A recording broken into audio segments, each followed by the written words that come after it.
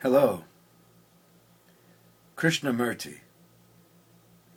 He asked, "Can one listen without any conclusion, without any comparison or judgment? Just listen, as you would listen to music, to something which you really feel you love.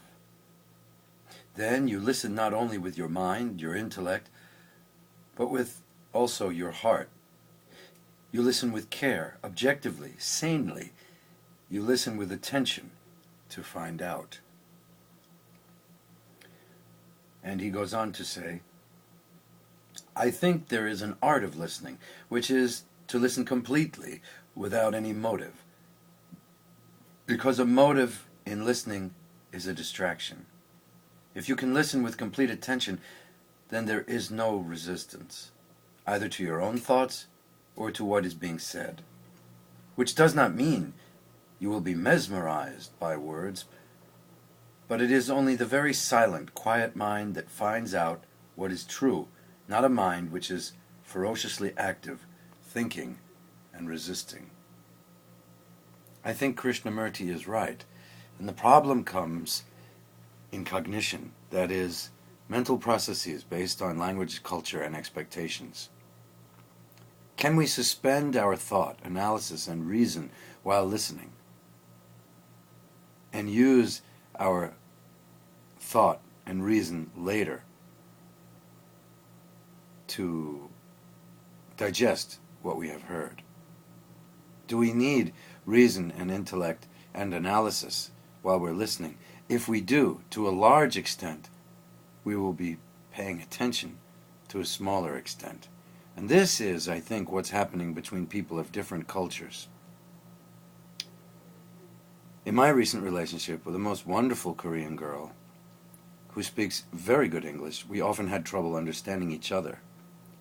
I think because people have expectations based on their own personal culture, their language culture, and their moving culture. In other words, how they comport their body through etiquette, through motion, through gesture. We act differently, we think differently, we speak differently, and especially when we come from different cultures and different minds.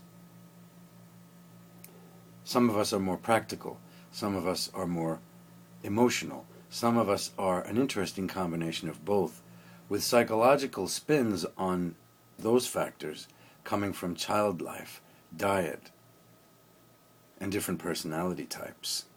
There are so many reasons why people will have trouble misunderstanding, or understanding rather, one another. I think Krishnamurti has an excellent point when he says that what we must do is listen without judgment.